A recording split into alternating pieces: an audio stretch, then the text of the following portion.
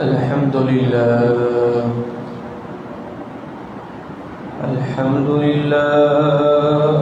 رب العالمين، والعاقبة للمتقين،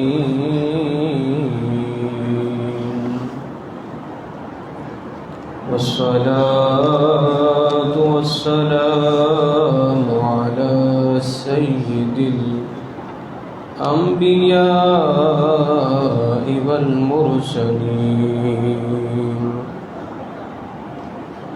وعلى آله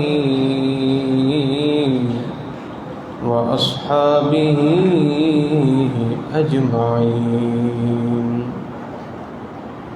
أما بعد، فأعوذ بالله من الشيطان الرجيم. بسم الله الرحمن الرحيم.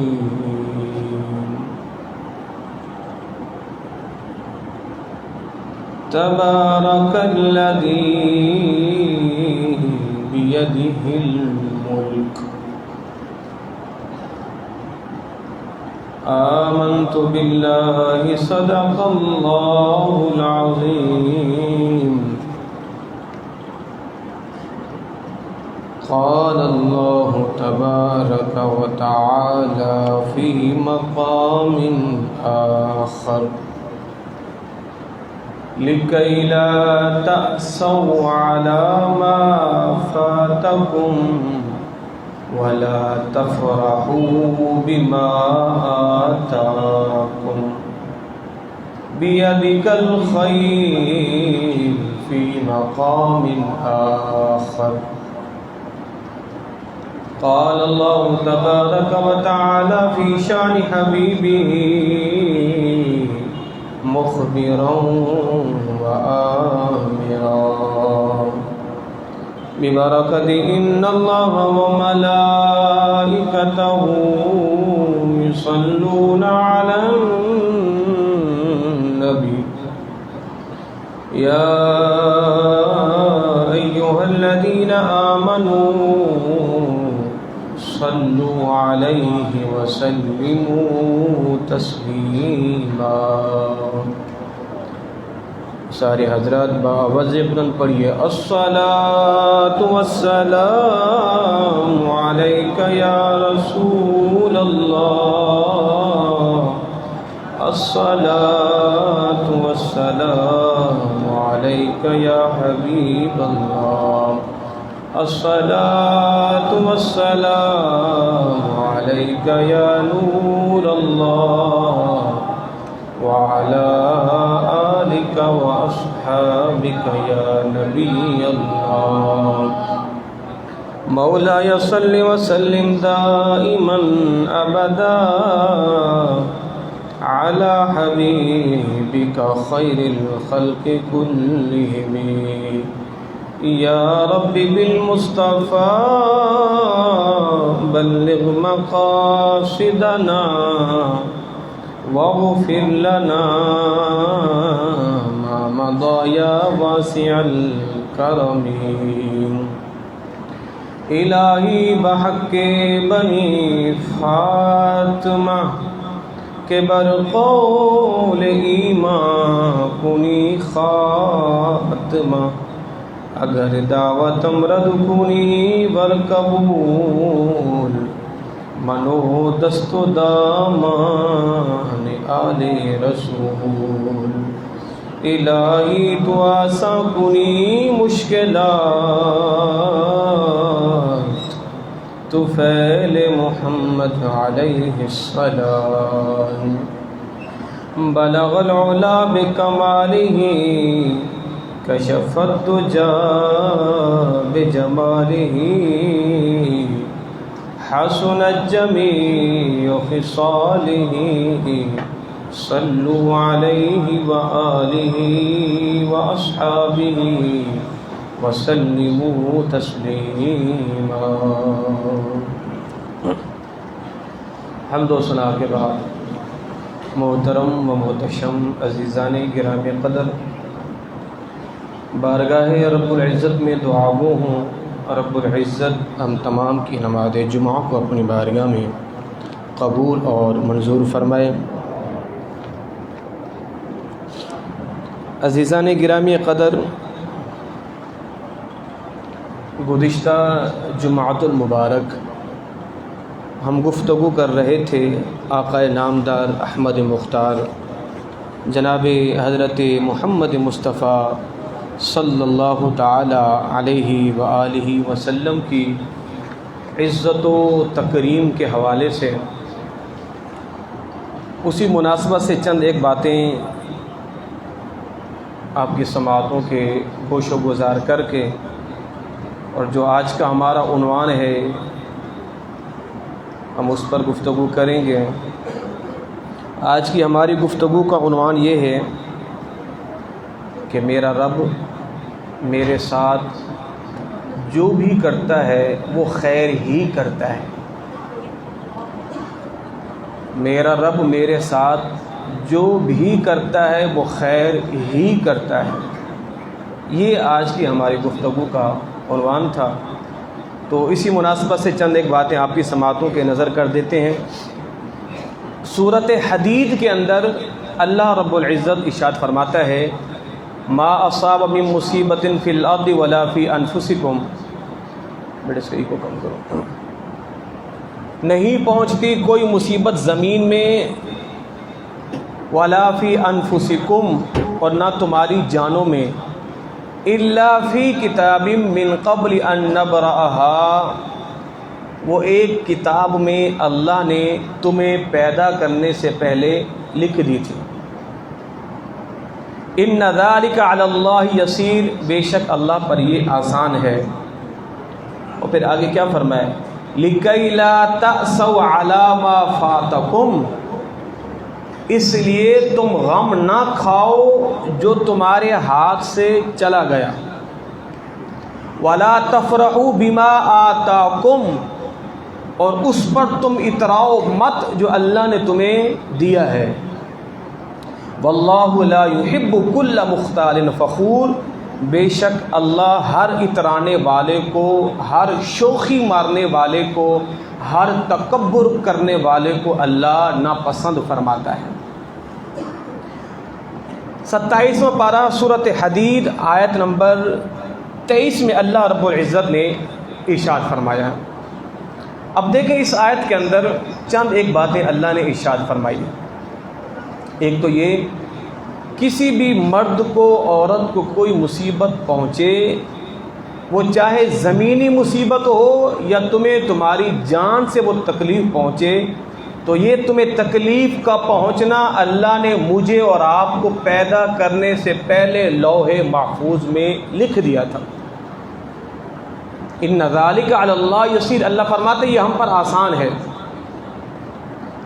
اب اس آیت کریمہ کے تحت امام مسلم رحمۃ اللہ تعالی ایک حدیث پاک نقل کرتے ہیں، حضرت جابر رضی اللہ تعالی عنہ حدیث پاک کے راوی ہیں، حضور نے فرمایا اللہ نے زمین اور آسمان کو پیدا کرنے سے قبل، اللہ نے ابن آدم کی تخلیق سے قبل 50,000 سال قبل اللہ نے ہر ایک کی تقدیر لکھ دی گئی تھی۔ کس کو رزق کتنا ملے گا، کہاں ملے گا، وہ شقی ہوگا، وہ بدبخت ہوگا، موت اس کی کب آئے گی، کس حال میں آئے گی، اللہ نے مجھے اور آپ کو تخلیق، مجھے نہیں ابن آدم کی تخلیق سے بھی پہلے 50,000 سال قبل اللہ نے لکھ دیا تھا یہ۔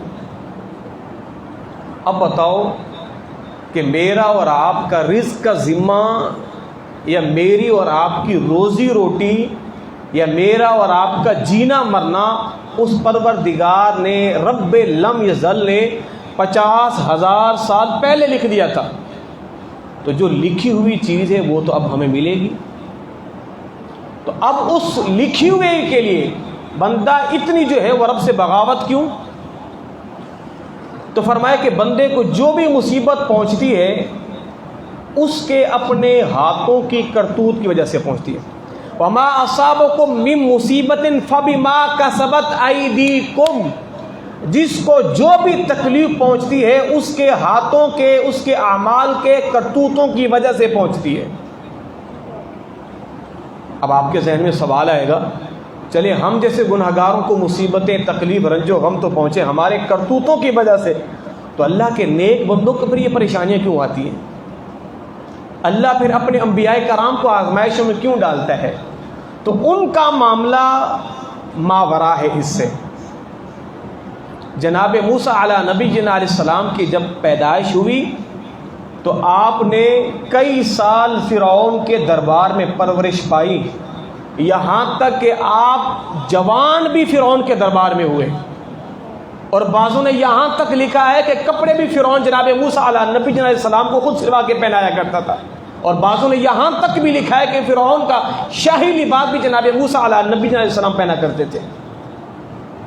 تو اس کی حکمتیں تو بڑی کمال کی ہیں کہ فرعون اسے اپنے گھر میں پناہ دے کے بیٹھا ہوا ہے کہ جو کل کو یہ نوجوان ہی اس کا تختہ الٹنے والا ہے۔ تو یہ اللہ کی حکمتیں ہوتی ہیں، اور اللہ کی حکمت پر میرے مصطفیٰ نے فرمایا نا، کتنی پیاری حدیث ہے، اگر اس حدیث کو آپ اپنے دامن سے باندھ لیں اور اپنے ذہن میں نقش کر لیں، رب کعبہ کی قسم آپ کی زندگی کی تکلیفیں چٹکی میں آسان ہو جائیں گی۔ حضور نے کیا فرمایا؟ رب کی رضا پر راضی رہو، تمہاری تکلیفیں یوں ہی ختم ہو جائیں گی، بس بات ختم ہو گئی۔ رب نے لکھا ہے سو لکھ لیا، بات ختم، تکلیفیں آسان ہو گئی۔ کوئی آپ کو تکلیف پہنچی ہے، کوئی رنج ہے، کوئی غم ہے، کسی کی جدائی کا غم ہے، بس رب نے لکھ دیا تو بات ختم، بس اب کوئی رہے گی پریشانی؟ آپ کو کوئی تکلیف دیتا ہے، آپ کو کوئی مارتا ہے، ٹھیک ہے یہ کالک اس نے اپنے منہ پہ تو ملی ہے، اس نے آپ کو تھپڑ مارا ہے، آپ کو پتھر مارا ہے، مگر یہ بتائیں اللہ کے حکم کے بغیر تو پتہ بھی نہیں ہلتا، آیا تو رب کی مشیت سے ہی ہے نا۔ وہ کہتے ہیں ایک بزرگ سے وہ مجذوب ٹائپ کے تھے اور دریاؤں میں گھوما کرتے تھے، کہتے کہ وہ کہا کرتے تھے کہ جو رب کرے سو ہو، جو رب کرے سو ہو، جو رب کرے سو ہو، یعنی ہوگا وہی جو رب چاہے گا۔ تو کسی کم بخت نے پتھر اٹھا کے اس مجذوب کو مارا، اور مجذوب نے پلٹ کے دیکھا، کہا دیکھتے کیا ہو، تم نے تو کہا ہے جو رب کرے سو ہو، بس ہو گیا جو رب نے چاہا۔ کہا بات تو تمہاری ٹھیک ہے، ہوا وہی ہے جو میرے رب نے چاہا ہے، مگر بیچ میں کالک تم نے اپنے منہ پہ ملی ہے، بیچ میں یہ کالک جو یہ تم نے اپنے منہ پہ، ہوا وہی ہے جو میرے رب نے چاہا ہے۔ میرے رب کی منشا کے بغیر میری تو آنکھوں کی پتیاں بھی نہ ہلیں، ہوتا وہی ہے جو رب چاہتا ہے، مگر یہ جو بیچ کے جو ذرائع ہوتے ہیں یہ کالک اپنے منہ پہ ملتے ہیں۔ تو کیا فرمایا؟ اللہ نے ابن آدم کی تخلیق سے 50,000 سال پہلے لکھ دیا ہے، اب اتنی کوشش کریں، وَلَيْسَ لِلْإِنسَانِ إِلَّا مَا سَعَىٰ، جتنی آپ کی طاقت ہے آپ اتنی اس سے بڑھ کے کوشش نہ کریں۔ وَمَا مِن دَابَّةٍ فِي الْأَرْضِ إِلَّا عَلَى اللَّهِ رِزْقُهَا وَيَعْلَمُ مُسْتَقَرَّهَا وَمُسْتَوْدَعَهَا، اللہ فرماتے ہیں ہم نے زمین پر رینگنے والے کیڑے مکوڑے، حشرات الارض، چوپائے یا دو پائے، 4 پاؤں والے ہوں یا 2 پاؤں والے ہوں، اللہ نے سب کے رزق کا ذمہ اپنے پہ لیا ہے۔ تو جب رزق کا ذمہ اللہ نے لے لیا ہے تو پھر کوئی پریشانی کی بات تو نہیں ہے۔ اب آپ کو ملے گا وہی جو رب نے آپ کے حصے میں لکھا ہے، اب اس سے زیادہ نہیں ملے گا۔ جناب عبادہ بن صامت رضی اللہ تعالیٰ عنہ اپنے بیٹے کو وصیت کر رہے ہیں آخری وقت، فرمایا میرے بیٹے جو رب نے تیرے لیے لکھ دیا ہے تجھے وہی ملے گا، چے جائے کہ ساری کائنات مل کے اس سے زیادہ تجھے دینا چاہے نہیں دے سکتی، اور ساری کائنات مل کے آپ سے لینا چاہے اللہ نے لکھ دیا ہے آپ کے حصے کا، کوئی بھی نہیں لے سکتا، بس بات ختم ہو گئی۔ تو جب یہ حدیث آپ اپنے دماغ میں بٹھا لیں تو پھر آپ کی پریشانی تو ختم ہو جائے گی۔ شام کو اگر آپ سوکھی روٹی کھا رہے ہیں، سامنے والا آپ کے سامنے بیٹھ کے مرغ و مسلم کھا رہا ہے، آپ کو پریشان ہونے کی حاجت نہیں ہے نا، آپ کو کوئی شکوہ شکایت کرنے کی حاجت تو نہیں ہے، بھی رب نے میرے لیے یہی لکھا تھا نا۔ اور میں نے عنوان کیا بتایا ہے؟ رب میرے ساتھ وہی کرتا ہے جو میرے لیے خیر کا ہی معاملہ ہوتا ہے، رب میرے ساتھ کرتا ہی خیر کا ہی معاملہ ہے۔ اگر وہ مرغ و مسلم کھا رہے تو کھاتا رہے، اگر آپ جو ہے وہ چٹنی کے ساتھ پیازوں کے ساتھ کھانا کھائیں تو کھاتے رہے، پیدا کرنے والی ذات تو اللہ کی ایک ہی ہے نا، اس نے اسے بھی پیدا کی ہے، آپ کو بھی پیدا کی. اگر اس کے آج اچھے دن ہیں، اگر آپ کے غربت والے دن ہیں، اس میں ہی خیر ہوگا، جبھی تو اللہ نے آپ کو یہ بھی کھانے کو دیا ہے. اور حضور نے فرمایا دین کے حوالے سے اوپر والوں کو دیکھا کرو اور دنیا کے حوالے سے نیچے والوں کو دیکھا کرو. اگر آپ کے حالات تھوڑے سے ٹف ہیں، پریشانیاں آپ کے یہاں زیادہ ہیں، تو آپ اپنے سے نیچے والوں کو دیکھو جن کے پاس کچھ کھانے کو بھی نہیں ہے. آپ کے پاس لباس تو ہے نا، آپ پیچھے پلٹ کے ان کو دیکھیں، اوپر والوں کو نہیں دیکھیں. جن کے پاس کر و فر ہے، جن کے پاس شاہانہ محلات ہیں، ان کو مت دیکھو، نیچے والوں کو دیکھو جن کے پاس کچھ ہے ہی نہیں. آپ کو 3 ٹائم کا کھانا مل رہا ہے؟ جی مل رہا ہے. ان سے پوچھو جن کو مل ہی نہیں رہا. آپ تازہ کھانا کھاتے ہیں؟ جی بالکل. ان سے پوچھو جو ہوٹلوں کا بچا ہوا کچرے سے اٹھا کے کھا رہے ہوتے، اللہ کا شکر ادا نہیں کرتے. اللہ آپ کو اتنا تو دے رہا ہے. لوگ اوپر دیکھتے ہیں. اچھا، اللہ اگر کسی کو دیتا ہے تب بھی آزماتا ہے، لیتا ہے تب بھی آزماتا ہے. بڑی کمال کی بات ہے، توجہ رکھیے گا. اب آزمائش پتہ ہے کس میں ہے؟ ہیں دونوں آزمائشیں. اللہ کیا ارشاد کرتا ہے سورۃ فجر کے اندر؟ وَأَمَّا الْإِنسَانُ إِذَا مَا ابْتَلَاهُ رَبُّهُ فَأَكْرَمَهُ وَنَعَّمَهُ. اللہ فرماتے ہیں ہم کسی کو آزماتے ہیں، اس کو مال دے کر، تو بندہ کیا کہتا ہے؟ اللہ نے مجھے بڑی عزتوں سے نوازا ہے. وَأَمَّا إِذَا مَا ابْتَلَاهُ فَقَدَرَ عَلَيْهِ رِزْقَهُ. اور جب ہم کسی کا رزق روک لیتے ہیں، بندہ کیا کہتا ہے؟ فَيَقُولُ رَبِّي أَهَانَنِ. مجھے میرے رب نے ذلیل کر دیا ہے. اگر اللہ نے مال دیا تو کیا کہتا ہے؟ اللہ نے مجھے عزتوں سے نوازا ہے. اگر اللہ مال روک لے کہتا ہے اللہ نے مجھے ذلیل کر دیا ہے. لوگ گھر بناتے ہیں اوپر تختے لگا دیتے ہیں، ذالک فضل اللہ، یہ اللہ کا فضل ہے، یؤتیہ من یشاء، جسے چاہے وہ عطا کرے. میں یہ کہوں گا یہ اللہ کا فضل نہیں ہے. آپ کو کیسے پتہ یہ اللہ کا فضل ہے؟ ہو سکتا ہے یہ عالیشان محل آپ کے لیے تباہی کا سبب بنے، یہ عالیشان گاڑی آپ کی تباہی کا سبب بنے. آپ کو کیسے پتہ یہ اللہ کا فضل ہے؟ ہو سکتا ہے آپ اس کر و فر میں آ کے اللہ کو بھول جاؤ. یہ اللہ کا فضل کیسے ہو گیا ہے؟ یہ اللہ کا فضل نہیں. تو پھر مولوی صاحب اللہ کا فضل کیا ہے؟ تو لو جناب سن لیجئے پھر اللہ کا فضل کیا ہے.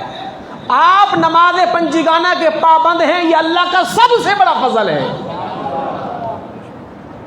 آپ کو مزید فضل چاہیے؟ تہجد گزار بن جائیں، اور بڑا فضل ہے. چاش پڑھنے والے، اور بڑا فضل ہے.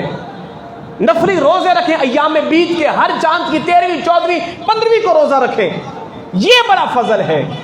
یہ فضل نہیں ہے کہ آپ کے پاس عالیشان محلات ہیں، روزی رزق کا ڈھیر ہے. یہ اللہ کا فضل تھوڑی نہ ہے.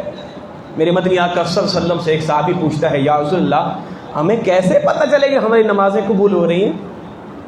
ہم نمازیں پڑھتے ہیں، سجدوں پہ سجدے کرتے ہیں، روزے رکھتے ہیں، بھلا حضور ہمیں پتہ کیسے چلے یہ ہماری نمازیں قبول ہو رہی ہیں؟ تاکہ پتہ چل جائے قبول ہو رہی ہے، تھوڑی سی محنت اور بڑھا دیں گے نا، تھوڑا شوق اور بڑھ جائے گا. جب پتہ چلے قبول ہی نہیں ہو رہی تو بندہ پھر کہے گا یار پتہ ہی نہیں قبول ہو رہی نہیں ہو رہی. تو اللہ کے نبی کوئی بتائے نا، کوئی نسخہ بتائیں ہمیں کیسے پتہ چلے گا میری نماز قبول ہو رہی ہے، تاکہ میں مزید شوق سے آؤں. میرے روزے اللہ قبول پتہ تو چلے. حضور کیسے پتہ چلے گا؟ میرے مدنی آقا نے فرمایا سن میرے غلام، جب ایک نماز کے بعد دوسری نماز کا شوق آپ کو ابھارتا رہے نا، سمجھو اللہ آپ کی نمازوں کو قبول کر رہا ہے. وہ رب چاہتا ہے تو پھر آ. آپ پھر آئے، پھر گئے. رب چاہتا ہے تو پھر آ. اور جو بندہ ایک نماز جمعہ پڑھ کے گیا، آنا نہیں چاہتا، تیرے بس میں نہیں ہے، تو رب تجھے لانا ہی نہیں چاہتا. آپ کی ہمت کیا ہے رب کی دہلیز پہ نہ آؤ؟ آپ کو گلی کا گنڈا اگر ایک جو ہے وہ فون بھی کرے تو لوگ سر کے بل چل کے جائیں، رب آپ کو بلائے آپ نہ آؤ؟ نہیں، رب آپ کو بلانا ہی نہیں چاہتا. تو جو ایک کے بعد ایک آ رہے جا رہے، سمجھ جاؤ یہ اللہ کے محبوب بندے ہو. میرے مصطفیٰ نے فرمایا جس کو مسجد آتا جاتا دیکھو اسے مومن سمجھو. اللہ اکبر. یہ تو میں نے پڑھا تھا کہ مومن اور مسلمان میں فرق ہے. مومن وہ ہوتا ہے کہ جو رب کی مانے، اور مسلمان وہ ہوتا ہے جو رب کو مانے. ہے نا فرق؟ مسلمان جس نے اللہ کو مانا، اللہ ایک ہے، اس کے علاوہ کوئی عبادت کا مستحق نہیں ہے، وہ اکیلا ہے، آپ مسلمان ہو گئے ہیں، مومن نہیں ہوئے. مومن کب ہوں گے؟ جب اللہ کی مانیں گے. وہ اللہ کی کیسے مانیں گے؟ نماز پنجگانا، گناہوں سے باز رہنا، نیکی کے کام کرنا، دین کا کام کرنا، حقوق اللہ کا خیال، حقوق کو نہیں بات کر. اب آپ ہو گئے مومن. مسلمان سے اعلیٰ درجہ مومن کا ہے. اور میرے مصطفیٰ نے فرمایا جس کو مسجد میں آتا جاتا دیکھو اس کے مومن ہونے کی برملا گواہی دو اور برملا کہو یہ جناب یہ مومن ہے، جس کو مسجد میں آتا جاتا دیکھو. تو آگے پھر کیا فرمایا؟ لِكَيْ لَا تَأْسَوْا عَلَىٰ مَا فَاتَكُمْ، جو تمہارے ہاتھوں سے چلا جائے اس پر افسوس مت کرو. اوہ سبحان اللہ. خدا کی قسم آج یہ سوشل میڈیا پر نت نئے نوجوان لوگوں کو موٹیویشن کر رہے ہوتے ہیں، یورپ کی مثالیں دے کر، انگریزوں کی مثالیں دے کر، اور لوگوں کی ذہنی ڈپریشن کو کم کرنے کے لیے مغربی تہذیب کی کتابوں کا حوالہ دیتے ہیں، مغربی انگریزوں کا حوالہ دیتے ہیں. خدا کے بندو قرآن کی آیتوں کو پڑھو. رب کعبہ کی قسم کبھی آپ ذہنی تناؤ کا شکار بھی نہیں ہوگے اور کبھی آپ ڈپریشن کا شکار بھی نہیں ہوں گے. اب اس آیت کو دیکھ لیں، اللہ کیا فرمائے؟ لِكَيْ لَا تَأْسَوْا عَلَىٰ مَا فَاتَكُمْ، جو تمہارے ہاتھ سے چلا جائے، جو فوت ہو جائے. فوت ہونے کا معنی کس چیز کا؟ گم ہو جانا، چلا جانا. عَلَىٰ مَا لِكَيْ لَا تَأْسَوْا، افسوس نہ کرو جو چیز چلی گئی. لِكَيْ لَا تَأْسَوْا عَلَىٰ مَا فَاتَكُمْ، کیوں افسوس کر رہے ہو؟ کہ ہمیشہ تمہاری تھی. حضور کی صاحبزادہ حضرت زینب رضی اللہ تعالی عنہا، آپ کے بیٹے کا انتقال ہوا نا، تو سرکار کی بارگاہ میں حضرت زید آئے. سرکار گئے، اپنے نواسے کو اٹھایا تو سانسیں اکھڑ رہی تھیں، سانسیں اکھڑ رہی تھیں. تو وہ سرکار کی آنکھوں میں نا آنسو آ گئے. اب صحابہ کرام نے دیکھا حضور آپ رو رہے ہیں. اب صحابہ نے سمجھے سرکار نے ہمیں رونے سے منع کیا ہے. تو حضور نے فرمایا میں نے اس رونے سے منع نہیں کیا جس میں خالی آنکھ سے آنسو بہیں، میں نے اس رونے سے منع کیا جس میں چیخنا، چلانا، عورتوں کا گریبان پھاڑنا، اپنے جسم کو اپنے منہ پہ چپیڑے مارنا، پیٹنا، میں نے اس رونے سے منع کیا جس میں نوحہ ہو، جس میں جزا فضا ہو. اس سے خالی آنکھیں بہہ رہی ہے، اس رونے سے میں نے منع تو نہیں کیا.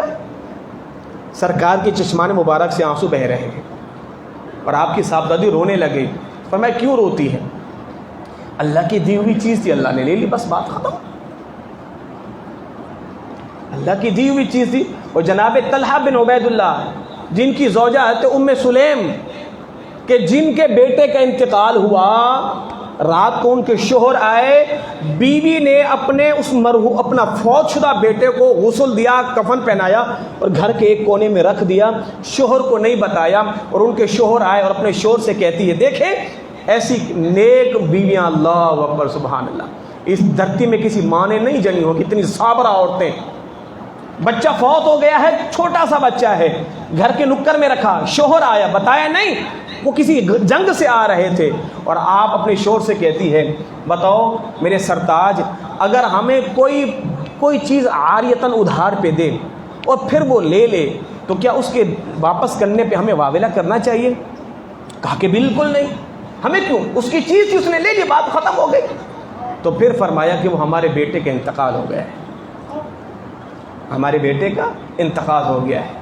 اللہ کی دی ہوئی چیزیں اللہ نے لے لی. لِكَيْ لَا تَأْسَوْا عَلَىٰ مَا فَاتَكُمْ، افسوس کیوں کرتے ہو جو آپ کے ہاتھ سے چیز چلی گئی ہے. وَلَا تَفْرَحُوا بِمَا آتَاكُمْ، اور اگر اللہ کوئی چیز دے اس پر تکبر بھی مت کرو، اس پر اطراؤ بھی مت، اس پر شوخیاں بھی مت کرو، اس پر ڈھیگے بھی مت مارو کہ جناب دیکھو ہمارے پاس یہ کرو فر کا جوڑ. نہیں. اگر اللہ آپ کو کوئی نعمت دیتا ہے تو یہ کہیں یہ اللہ کا فضل ہے، اس کا کرم ہے. بس یہ اللہ نے دیا ہے، اللہ ایمان کی سلامتی بھی عطا فرمائے، اللہ ایمان کی سلامتی بھی عطا فرمائے. تو اللہ رب العزت کی ہر کام کے اندر حکمت ہے، وہ چاہے بندوں کو سمجھ آئے یا نہ آئے. اللہ کیا ارشاد فرماتا ہے؟ عسیٰ ان تکرہوا شیئا وہو خیر لکم وعسیٰ ان تحبوا شیئا وہو شر لکم. سبحان اللہ، کتنی پیاری آیات بینات ہے. میرا رب کیا فرماتا ہے؟ عسیٰ ان تکرہوا شیئا وہو خیر لکم، ہو سکتا ہے کوئی چیز آپ کو ناپسند ہو مگر اللہ نے آپ کے لیے اس میں بھلائی رکھی ہوئی ہو. وَعَسَىٰ أَن تُحِبُّوا شَيْئًا، اور ہو سکتا ہے ایک چیز کو آپ تو پسند کرتے ہیں مگر اس میں آپ کے لیے شر ہے. مثال کے طور پر کوئی مریض انجیکشن لینا نہیں چاہے گا، کڑوی دوا کھانا بھی نہیں چاہے گا، آپریشن بھی نہیں، یہ طبی طور پہ تکلیف دہ ہیں مگر اس میں افادیت ہے. اور کوئی چیزیں ایسی ہوتی ہیں جو بظاہر دل کو بھلی لگتی ہیں مگر آپ کے لیے نقصان ہے. شوگر کے مریض ہیں، آپ کے لیے میٹھا نقصان ہے. بچے کہ جناب ہم نے کھیلنا کودنا پڑھنا نہیں، ان کے لیے نقصان ہے. تو کیا فرمایا؟ عسیٰ ان تکرہوا شیئا وہو خیر لکم، ہو سکتا ہے جس بات کو آپ اپنے لیے پسند کر رہے ہو وہ آپ کے لیے بہتر نہیں ہے، جسے آپ اپنے لیے پسند نہیں کرتے ہو سکتا ہے وہ آپ کے لیے بہتر ہو. اور اللہ رب العزت ایک اور جگہ ارشاد فرماتا ہے وعاشروہن بالمعروف، عورتوں کے حوالے سے زمانہ جاہلیت کے اندر جب عورتوں کے شوہر کا انتقال ہو جاتا تو وہ جو عورتیں ہوتی تھی وہ بھی وراثت میں تقسیم ہوتی تھی. معاذ اللہ ثم معاذ اللہ، یعنی اگر کوئی بیٹا ہے ستیلا بیٹا تو وہ ستیلی ماں بیٹے کی وراثت میں جائے گی. اگر عورت کا کوئی نہیں ہے اس کے بھتیجوں کی وراثت میں اس کی وہ چچی بھی آئے گی. اب لڑکوں کی مرضی ہے چاہے اس کا نکاح کسی سے کریں یا نہ کریں یا اس کو اپنے پاس کنیزہ غلام باندی بنا کے رکھیں. وہ زمانہ جاہلیت میں لوگ کیا کرتے تھے، اگر عورتیں وراثت میں آتی ان کا نکاح کہیں اور کرتے، ان کی مہر کی رقم خود کھا جاتے تھے، یا پھر ان کا مال وراثت ہڑپنے کے لیے ان کا زبردستی نکاح اپنے ساتھ کر لیتے تھے. تو زمانہ جاہلیت میں یہ عورتوں کے ساتھ معاملات ہوا کرتے. اللہ اسی آیت میں ارشاد فرماتا ہے عورتوں کے حوالے سے وعاشروہن بالمعروف فإن کرہتموہن فعسى ان تکرہوا شیئا وہو خیر لکم. ہو سکتا ہے اگر کوئی عورت آپ کو ناپسند ہو، رنگ کی کالی ہے، اس کی عادات و اطوار اچھی نہیں ہے، آپ کو ناپسند ہے، ہو سکتا ہے وہی آپ کے لیے بہتر ہو، وہی آپ کے لیے بہتر ہو. ایک عورت دیندار ہے، رنگ کی سانولی ہے، کالی ہے، غریب ہے، آپ نے ٹھکرا دیا ہے اس کے حسن کو، اس کی خوب کالاپن کو دیکھ کر. ہو سکتا ہے وہ حسن والی آتی آپ کے لیے مصیبت وبال جان بن جاتی. اور ہو سکتا ہے جس کالے رنگ کی عورت سے آپ نے اللہ کی رضا کے لیے ایک بیوہ کی بیٹی سمجھ کے آپ نے نکاح کیا ہے، اللہ آپ کو اس کالے رنگ کی عورت سے ایسی نیک اولاد عطا کرے کہ آپ کی آنکھوں کی ٹھنڈک ہو جائے. اور ہم نے کئی ایسے دیکھے ہیں کہ لوگوں نے جو ہے وہ بیوہ کی بچیوں سے شادی کی اللہ کی رضا کے لیے، اور پھر جب ان ماؤں نے بچے جنے ہیں نا، اللہ نے کسی کو حافظ قرآن بنایا ہے یا عالم دین بنایا ہے. تو ہو سکتا ہے رب آپ کی اس سے خیر کا معاملہ کرے، اس سے خیر کا معاملہ کرے. تو اللہ کے ہر کام میں حکمت ہے، ہر کام میں حکمت. کسی کام کے اندر بندے کو یہ نہیں کہنا چاہیے کاش میں یوں کرتا تو یوں ہوتا. اللہ اکبر، اللہ اکبر. میرے مدنی آقا صلی اللہ علیہ وسلم نے ارشاد فرمایا جو بندہ اپنے کسی کام میں یہ لفظ استعمال کرتا ہے نا کاش، فرمایا اس نے شیطان کا دروازہ کھول دیا ہے. ما فعلت کذا و کذا، اگر میں ایسا کرتا تو ایسا ہو جاتا، اگر میں دکان صبح سویرے جا کے کھولتا تو میرے پاس کسٹمروں کی ریل پیل ہوتی، یا میں اتنا بڑا تاجر بن جاتا. یہ نا لفظ لو، اگر، کاش، اللہ کے نبی نے فرمایا نہیں خبردار اپنی جملوں میں لفظ کاش کا استعمال نہ کرو، اس لیے کہ جب آپ کاش کا لفظ بولتے ہو شیطان اپنا دروازہ کھول لیتا ہے. وہ کیسے؟ اگر آپ نے کہا کاش، اب شیطان آپ کے ذہن میں وسوسے پیدا کرے گا، اب شیطان آپ کا عقیدہ توحید کمزور کرے گا، کہے گا جناب اگر وہ کام کرتا تب تجھے برکت ملتی، ورنہ برکت تو چلی گئی ہے. جبکہ اللہ رب العزت اس وقت بھی برکت دینا جانتا ہے، اب بھی دینا چاہے تو اب بھی دے سکتا ہے. تو فرمایا کہ کذا لو، یوں نہ کہا کرو کاش میں یوں کرتا. فرمایا کہ نہیں، اللہ بندے کے ساتھ خیر کا ہی معاملہ کرتا ہے. جناب یونس علی نبی جنا علیہ الصلوۃ والسلام نے خواہش کی اے پروردگار میں اپنی امت کا سب سے بڑا عبادت گزار شخص دیکھنا چاہتا ہوں، تو مجھے اس کا دیدار کرا. سنیے گا، اللہ اکبر، مالک تو مجھے اس کا دیدار کرا. جناب جبریل امین علیہ الصلوۃ والسلام آئے اور جناب یونس علی نبی علیہ السلام کا ہاتھ پکڑا اور دور دراز کسی علاقے میں لے کے گئے. اور کیا دیکھتے ہیں ایک شخص ہے اس کو جذام کا مرض ہوا، اس کے ہاتھ بھی جل گئے، گل گئے، سڑ گئے، اس کے پاؤں بھی گل سڑ گئے. ہاتھ بھی نہیں ہے، پاؤں بھی نہیں ہے، اور وہ بندہ پتہ ہے کیا کہہ رہا ہے؟ اے پروردگار، ہاتھ تیرے دیے ہوئے تھے تو نے لے لیے، پاؤں تیرے دیے ہوئے تھے تو نے لے لیے ہیں، مگر تو نے اپنی ذات میں میری امید کو اب بھی باقی رکھا ہے۔ مالک بس تو چاہے، میرا وہی مقصود ہے، میرا وہی مطلوب ہے، جیسے تیری منشا، جیسے تیری رضا۔ اللہ اکبر، اللہ اکبر۔ حضرت جبریل امین علیہ السلام سے جناب یونس علیہ نبی علیہ السلام کہتے ہیں، اے جبرائیل، میں نے کہا مجھے عبادت گزار بندہ دکھاؤ۔ فرمایا کہ اے اللہ کے نبی، یہ پہلے عبادت گزار ہی تھا، یہ پہلے عبادت گزار ہی تھا۔ اور فرمایا کہ اے اللہ کے نبی سنو، اب رب نے مجھے اس کے اور امتحان کے لیے بھیجا۔ فرمایا کہ وہ کیا؟ فرمایا رب نے مجھے بھیجا میں اب اس کی آنکھیں بھی نکال لوں، رب نے مجھے بھیجا ہے اب میں اس کی آنکھیں بھی نکالوں۔ جناب جبریل علیہ نبی علیہ السلام نے آپ نے اس کی آنکھیں بھی نکال لی۔ جب اس کی آنکھیں نکل گئی، اس نے پھر کہا، پروردگار یہ بھی تیری دی ہوئی نعمت تھی، تو نے لے لی ہے، تو سبحان اللہ، میں اب بھی اسی منشا پہ کھڑا ہوں جس میں تیری رضا ہے، میری بھی اسی میں رضا ہے۔ اب جناب جبریل کیا کہتے ہیں؟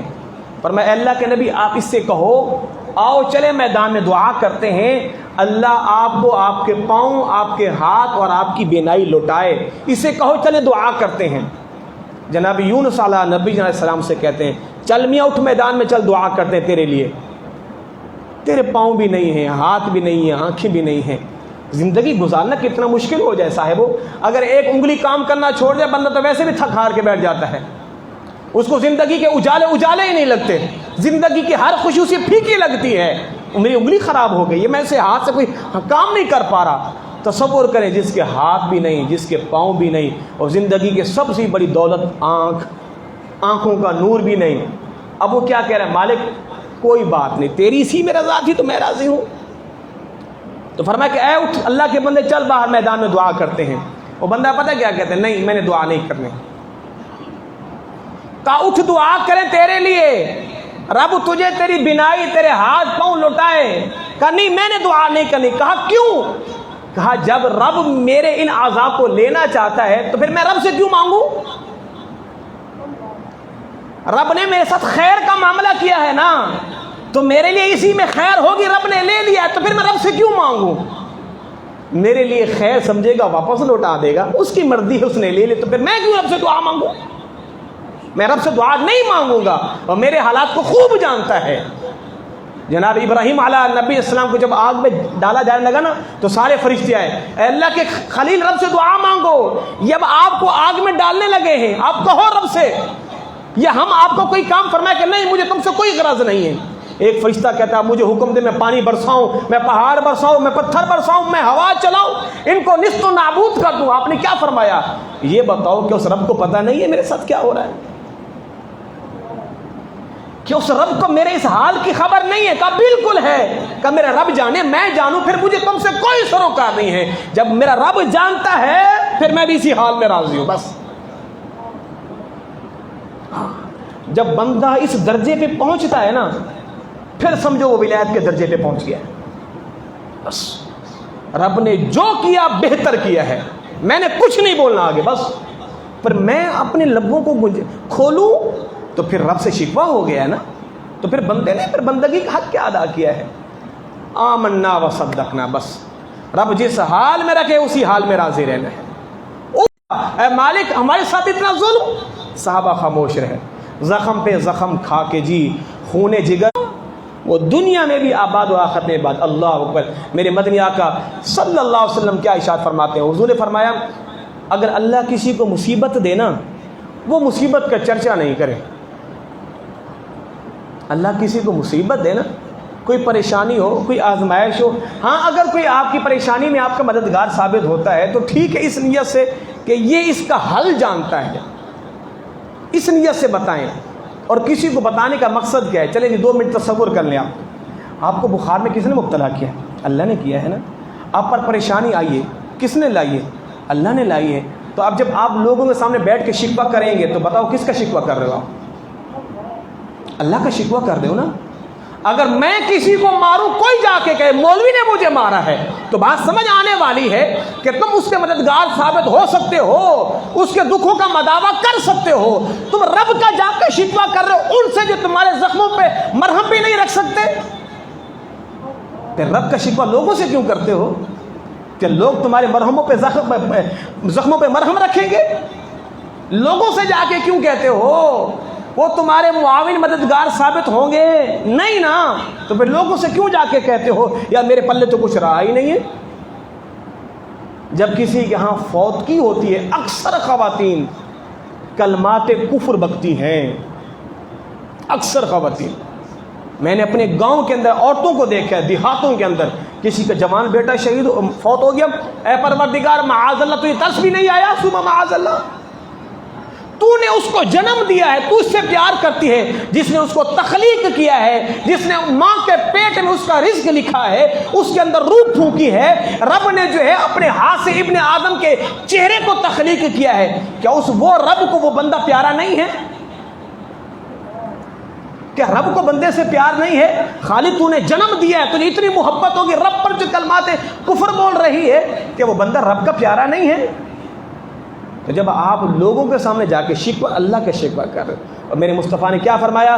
جس کو کوئی مصیبت پہنچی اس نے کسی کو نہیں بتائی، اس کو من میں رکھا، رب سے فریاد کی، او ہو اس کی پھر جزا کیا ہے؟ میرا رب فرماتا ہے، اللہ فرماتے ہیں اے نبی ہم کسی کو آزمائش میں ڈالے، صبر کرے، اس آزمائش کا چرچا نہ کرے، فرمایا کہ تیرے رب کو حیا آتی ہے اس بندے کو عذاب میں گرفتار کرے، فرمایا کہ جو ہماری آزمائشوں میں صبر کرے گا اس کا چرچا نہیں کرے گا، تیرے رب کا وعدہ ہے رب اسے بے حساب بخشش فرما دے گا۔ اس نے بندہ جو بن کے دکھایا ہے، وقت پر کافی ہے ایک قطرہ بھی آب خوش ہنگام کا، جل گیا جب کھیت برسا تو می پھر کس کام کا، دونوں جہاں میں مقصود گر تم کو آرام ہے، اس کا دامن تھام لو جس کا محمد نام ہے، وما علیہ الا البلاغ المبین۔